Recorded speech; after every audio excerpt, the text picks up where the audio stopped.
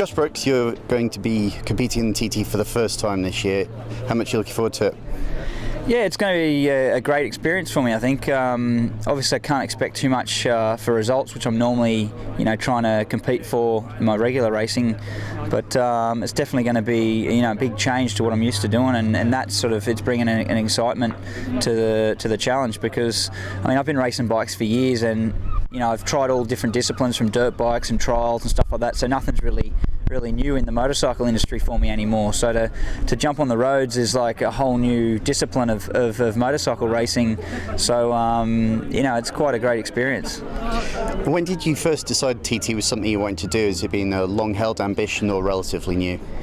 Definitely a new thing for me compared with a lot of the other riders that currently compete. I think, I know for sure that I hadn't really ever considered it, even on the plane ride over for my first visit in 2009. It wasn't something I was thinking about doing, but an hour later, when I was walking into the paddock and walked up and watched a couple of bikes come down through the start-finish area, I was just like, how have I avoided an event like this for so long? I just got such a buzz instantly of being there, and straight away started thinking, this is something I'm going to end up here doing this and racing this. So it was literally a matter of walking into the paddock, and it was spare of the moment. So obviously you're with one of the best outfits. Taz Racing have an incredible record around the mountain course. They've got the backing of Tyco, and obviously they've got the full stable of Suzuki machinery. Do you think you've got the equipment to do the job? Yeah, definitely. That's why one of the reasons why I was so interested and pushed hard to get it to happen now is because I'm with a team that's got all the experience you could ask for. It's as a newcomer, there's going to be a lot of grey areas for me that I'm not really confident in. I can learn the track as good as I can and know where it goes, but there's a lot of other stuff and other elements to this event that like wind direction, weather changes, and bike setup and stuff like that. Which, if you went with a team that didn't have the experience in this event, you'd find it very difficult. So there's a lot of areas where I think the team can definitely benefit me, and I find obviously their equipment is good enough to win. It's just going to be a few years before I'm in a position where I could win, but I've got the best team around me to give me the best education in my first years of learning the place, and then we'll see where it goes on in later years. They say that it takes about 4 years for a good rider to be mixing it for a podium. Is that sort of long-term ambition you have, or is this going to be try it once and if you don't like it, move on? Well, I know my character and the person I am, so I don't think it's going to be something where I'll just rock up, do it once, and it's going to scare me and I'll go away. Of course, if that does happen, I'll have to accept that it's not for me, and I'll continue to do short circuit racing as I always have done. But as I said, I know my character, and I think it's going to be something I want to come back and do year after year. And until I've actually been out and raced the track, I can't really, predict where I think I might be able to finish or where I think I might be able to get to in the future. So I think this first year is going to be the one to sort of decide on and make judgment about how quickly I can get to the front. I mean, I'm really enjoying the energy that surrounds this event, and obviously the locals are right behind it. It's part of their life, and me being fairly high ranked in British Championship, to come and do it seems like quite a big deal, and I'm sort of taking that up whilst it's there. I'm enjoying that people are interested to see how I go, and a lot of people want to ask a lot of questions about why I want to do it, because it's not the normal program for most people to go from short circuit racing to roads. So there's a lot of great questions, and I'm enjoying that people are interested and want to follow my as I go through it. This year I'm riding for Marks Bloom Racing Suzuki again. It's my 4th season with them now, so just well prepared for it hopefully, and have a good go at it. Bought my own 600 Kawasaki there for both the Super Sport races, and had quite a bit of help off Dave Molyneux with it and stuff, and just see how it goes. Really, should be good. So what are your expectations for this year, building on experiences of last year's? Well, I'd like to get on the podium really. It's not far away, and we've been pretty close other times. It's just not had the luck really, so be nice to get that, and whatever else comes will happen. What are your hopes for this year as well? Don't know, just see how it goes, but just go out and go for it and see where it gets me really. Obviously you've got to focus on what you're doing yourselves, but what sort of attention are you going to be paying to each other's performance and how you're getting on? To be honest with you, we'll both be busy doing our own thing, so I mean obviously sort of we'll be keep an eye out on each other and see how each other are getting on, but as you're doing your own thing, so it's not really an issue. Yeah, well, at the moment I'll just be Dan's obviously a bit ahead of me at the moment, but I'll just plug away and won't really be concentrating on him as such, but just go at my own pace, You've both grown up with the TT and seen it through lots of years, and now you see this sort of event that we have here. There's loads of people come over for it. There's events where hundreds of people are turning out to see people, and tonight the event at the Villa Marina is going to be streamed out live, and we're expecting thousands of people to be watching all over the world. How do you feel about the way that the event has grown in the last few years?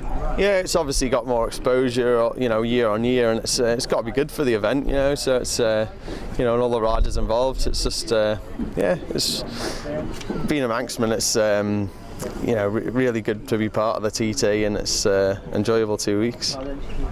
Well, it's a bit more high profile than the Manx and that what I've done before, and that's my first one. It's a good atmosphere and that, so I'm looking forward to it really. What races I'm going to be racing in? Every one of them, I think. The 2 Super Sport races with Padgett's, the Super Stock race with Padgett's, the 2 Superbike races with Honda TT Legends, the electric bike with called the Shinden Mugen thing, which should be exciting. They're predicting incredible lap times with that at the moment. The emails I'm getting, I'm thinking, you want to be riding it. But no, it's good. And this CB500 mini twin race as well, so it's going to be a busy boy.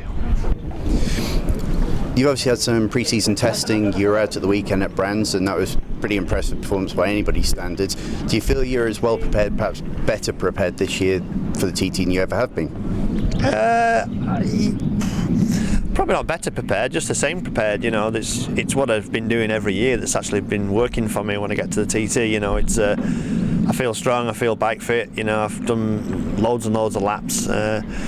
And you know, it's I'm a bit of a creature of habit, really. You know, you can't sort of fix something that's not broken. What's working for me at the moment is just carries on through the year, and we come to the TT and we just get stuck in. You know, the bikes are good enough, team's good enough. They're all well enthusiastic about it. They're all looking forward to coming across. I am too. So yeah, as far as preparation goes, it's good. You know, behind the scenes, the boys are working flat out with the bikes, and you know, we're all good. Basically, we just got to tip some petrol in that Honda down there and just put some new tyres on it. So on Sunday in that Superstock race, late deal to go and do it, late decision, and what was it, 17 laps you were in the lead there, you had 2.5 seconds of 1 point. 21, okay. Were you surprised by that?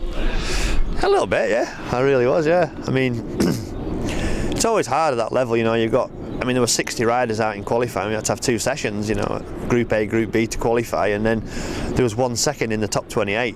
So that's how competitive it was. And you know, I went there with no pressure and just went there to have fun with Clive and the family. You know, we went down to Peppa Pig World on the way down, and went to see HMS Victory with Ewan. So it was a laid back sort of trip down that end of the world. We went to Brands, and you know, I went out in the first session. I was P1. I don't know why, it just felt good. You know, one of the things that I put it down to is I'm really, really experienced. I've done so many laps around Brands Hatch, where the younger ones, it just takes them a while just to, you know, they sort of catch me up. But at 3 or 4 laps, I was bang on the pace and just circulating around, and really started enjoying it. And you know, I led the race for 21 laps out of 24. So and it felt fantastic. It's the first time I've led a race since 2001 at the British Championship level. You know, I won a race at Croft, but it was just because the 2 got tangled up at the last corner. I just went over the line to win. You know, I've never been out front of a BSB race, so it felt fantastic. But yeah, just to get a podium at that level at this stage, you know, it's good. Awesome. So obviously you'll have that, you're going into the bold doors, it's all going to help build the confidence, but when you get there, you line up for the Superbike race at the TT, you're going to have Michael Rutter on the same machinery, you're going to have Michael Dunlop, who's obviously one of the emerging names, line up on the same machinery as well as all the usual suspects. You've been largely unbeatable on Superbike for years. Do you think you're going to be able to hold on to it this year? Yeah, I believe that. I believe I can be running at the front. But you know, I probably wouldn't be doing it. You know,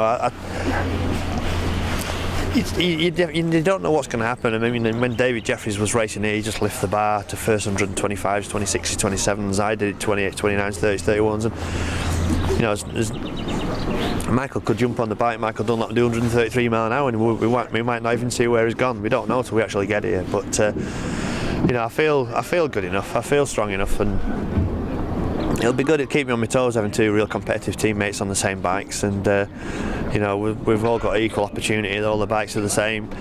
You know, all the data from each of the riders is all we can use it all. So it'll be good. You know, but I'm not worried about it. You can only do what you do. You know, when that flag drops, I'm going to go as fast as I can for 6 laps, and that's it. You know, you can't wave a magic wand and go faster. Just have to see what happens. Talking about racing that bar, you may not even thought about this, but mathematically, this TT, you could equal Joey's wins record. You're in 7 solo races. Has that something that's even occurred to you, and what would it mean to you when that number comes up? If I win 7 races, I'll do a nude streak, right? From the start line. I won't run very far. Can't run very far. But no, it's not going to happen, is it? There's no chance. It only happens in a lifetime, innit? When Hutchie won 5, it was incredible. But I don't know. I don't think about the Joey thing. The only time I think about the Joey thing is when you guys drill it into me about the Joey thing. I don't actually think about it. It's just another TT race to me. But I mean, if you said if you started your career right now and you said, right, you're going to have 7 wins at the end of it, you'd sort of take it, wouldn't you? You'd be happy with that. But to get 7 on top of what you've got, I don't think it's going to happen, but you never know. You never know. One thing that has happened over the last couple of days is it's been announced that a section of the course is going to carry your name. So you're joining other greats there. Difference being, of course, you're still competing on it. How emotional is it going to be the first time you go past there in practice, full speed, and through your own corner? It's that fast and that committed. I'll probably not be thinking about anything in my pants. Yeah, it is. It you know, it's the ultimate accolade for me. You know, the ultimate honour, without a doubt. You know, I mean, this place, I adore the place, and they're so passionate about the track. And you know, you read the books, you've watched the tales, and they've heard all the stories, and you know, and all of a sudden, you know, they're going to have to change the map now. You buy a map, it's going to be wrong because you're going to have to stick me and Molly's corner on it. So, you know, that's going to be the proudest bit when I actually see it in writing on a map. But and then get on the track in a couple of weeks. But I was emotional, to be honest. I had nearly in tears up there when we unveiled it and stuff. And you know, I never thought I'd be sat here with a corner named after me. And when I'm gone and generations are gone, it's still going to be McGuinness. It's always going to be talked about. And you know, it's when you're learning the course as well, it's good for people to say, you know, you know where you are on the track. You know, I went through McGuinness. You know, I'll be sat there. That's my corner. So I'll be proud as buggery. So yeah, no, it's just fantastic. You know, it's really good, and like they've pinged it out today to the world, and millions of tweets, and families been on the phone. Everybody's well proud and really pleased that this has happened. So yeah, awesome. This year, coming into 2013, I'm going to be riding for my own team, which consists of me riding a Honda Fireblade in the Superbikes, a ZX10 in the Super Stock class, and I'm going to be riding for Valmoto on an MV675 in the 600 Super Sport class. It's an interesting mix of bikes there. It's going to bring you some reliability and some perhaps less reliable moments. Is that your view of it as well? Coming into it, I think you know, we all know the Fireblade's a capable package around the TT. The ZX10 in Superstock form, you know, Michael's had a lot of success in the past on that, so Dunlop. Not worried about them two bikes at all. The MV Augusta is just the new unknown, and you know, we know it's going to be fast. It's reported to be good, stable, and everything else. The reliability on the mountain course on it. With any new brand coming to the TT, or new motorcycle, I should say, not new brand, you know, its heritage is fantastic. The MV, can it withstand the 4 laps of what the mountain course is going to chuck at it at such prolonged high revs? And reports coming back are good, but it's unknown at the minute. So fingers crossed a little bit, but I don't think we're praying and we're on a bit of a wing and a prayer. I think we've got a good package. You've got the experience, you know your machinery, you're looking after your own team. Obviously there's a lot of guys out there who are hungry for it as well. What are your realistic expectations for this year?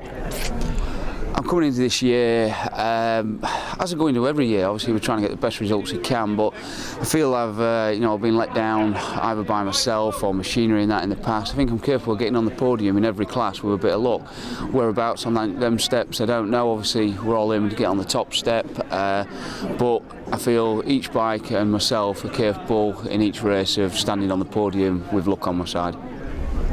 TT's obviously grown in stature even over the years that you've been with it, and yesterday you had the opportunity to meet some of the fans. Again tonight the fans will be out in force for the Villa Marina party. How does it feel to be part of that and to be able to meet the fans and share it with them? The fans at the TT, you know, they're fantastic. You know, it's not a cheap trip to come over here. You know, get the ferry across or a flight over, the hotels, come and watch us ride our motorcycles. You know, they're passionate about it. We feel that they love it. The road racing, you get close to the fans, and they get close to our racing, and you know, it's real warming, and it's nice to know that that there's so much behind us. Run for Milwaukee Yamaha, doing all the international roads, and.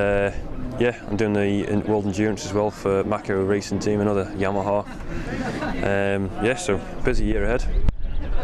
Obviously it is a new team.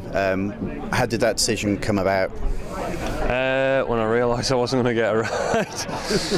No, it's nonsense. It just sort of came around towards the end of the season. Things were starting to shape up, and it sort of went quiet for a little bit. And I thought, well, I've got to have a seat for next year. So I started looking around, and thankfully Sean Muir and his Milwaukee Yamaha squad gave me a place in their team and gave me a ride for the year. So well grateful. And you're partnered with William Dunlop this year, and he's obviously young and hungry as well. Is that going to be a motivation, or is it going to be a problem within the team to have two people who are both at the top of the game, both want the same thing? It's certainly not going to be a problem. I think we're going to spur each other on, especially if one goes faster than the other, which is bound to be the case. If he beats me, I'm just going to pat him on the back and say fair play, but I think it's going to be healthy competition.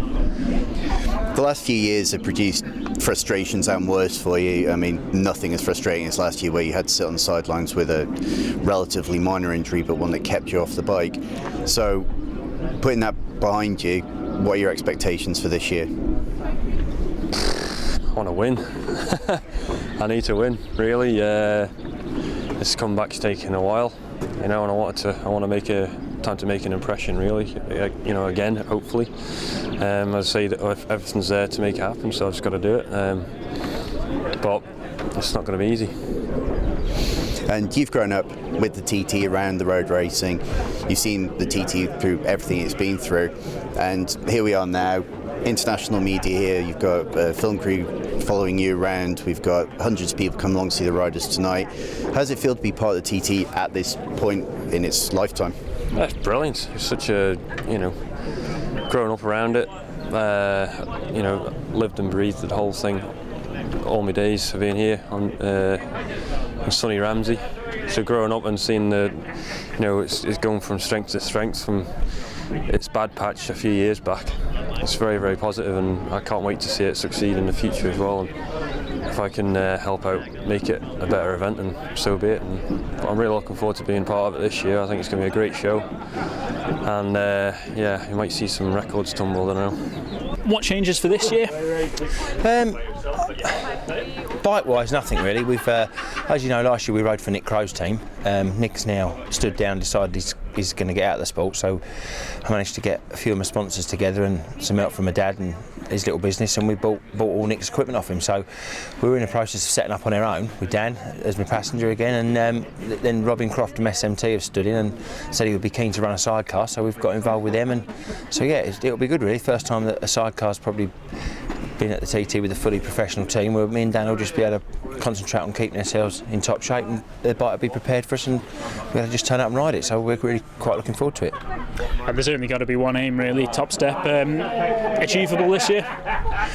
Yeah, I've said it the last couple of years, but honestly now, after last year's second race where we led for 2.5 laps, and it was only a minor gearbox issue that sort of denied us of our first win really, but I think this year, I know now as a rider that I know where I'm going. I know that I'm fast enough to have a race with Mr. Molyneux, and I think it'll be good. I think we're starting off behind him. I honestly believe that we can have a real good battle with him now, and hopefully we can I can take my first win and give Dan another one to add to his collection. And well, you just mentioned the starting order there. Happy with where you are? I'd like to have gone off number 2 really. To be fair, I'd like to have started right behind Dave, and I'm a racer. I'm a real good racer. I like a battle, and it doesn't matter where you are in the world. If I'm racing with someone, I can normally do what you need to do to win. But it's different when you're on your own and you're trying to catch someone. If you can't see them, it doesn't give you. You need. I don't need someone to chase, but it makes the job a little bit easier. But yeah, it'll be good. I'm sure. I'm just looking forward to it. And Dan, you've been on the top step of the podium a few times before. What about this guy? Are you confident you'll get there with him? Yeah, I mean, you only got to look at it last year, like you're saying, didn't we? We've proved that we can get ourselves up there. It's always reliability. You need to get it at the end of the day, and you can never allow for that. So yeah, no, I'm sort of quietly confident that we can get it up there, but you never know whatever comes on the day, don't you? Riding with the Milwaukee Yamaha team from Sean Muir, Connor Cummins' teammate, and plans to do 3 internationals, Northwest TT and Ulster, and hopefully get a couple of international wins.